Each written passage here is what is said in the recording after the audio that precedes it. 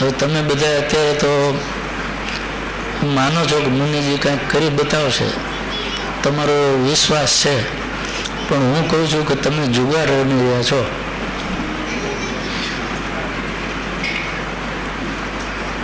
જો હું ન કહી ગયો તો આ તમે દાવ પર લગાવી બધું નકામું જશે કે કેમ? એ નકામું નહીં જાય. દાદાજીના નામે તમે દાન કર્યું છે, ભગવાનના નામે દાન છે, એ નકામું નહીં જાય. પણ તમારું નકામું જવાનું જ નથી. હું તમને પરિણામ કરું એટલે તમારે ચિંતા કરવાની નથી. પણ અત્યારે તો જુગાર છે ને ભાઈ. આપણે હમણાં IPL રમાય છે ને, એમાં છાપું એમ કહે છે કે આમાં કેટલાય કરોડનો રમાય છે. શું રમાય તે તમે સમજી ગયા. હવે એમાં રમ્યા ને એનું લાગ્યું ગયું, એમાં ફાયદો શું કોઈને? આમાં રમો, આમાં લાગશે તોય ફાયદો છે, નહીં લાગે તોય ફાયદો છે. રમવા જેવું તો આ જ છે.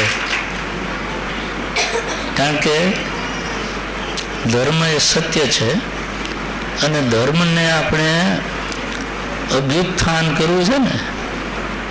અભ્યુત્થાન તો કેવી રીતે થાય? મનુષ્ય જો ધર્મને અપનાવે તો જ એનું અભ્યુત્થાન થાય. ભગવાન કે એકલો ધર્મ અપનાવી લે છે એટલે અભ્યુત્થાન થતું નથી. પણ આપણે સાવ બગડી જઈને ધર્મનું કોઈનું માની જ નહીં તો ભગવાનને આવવું પડે. પણ હજી એટલો બધો જમાનો ખરાબ થયો નથી. અત્યારે આ હોલમાં હું આવ્યો ને જો તમે ન આવ્યો તો ભગવાન જરૂર આવત. હજી તો ભગવાનને એમના પેટનું પાણી હલતું નથી. હજી રાજર્ષિ જે હોલમાં જાય અહીંયા જો હોલ ચિકાર થઈ જતો હોય તો હજી મારે જવાની જરૂર નથી.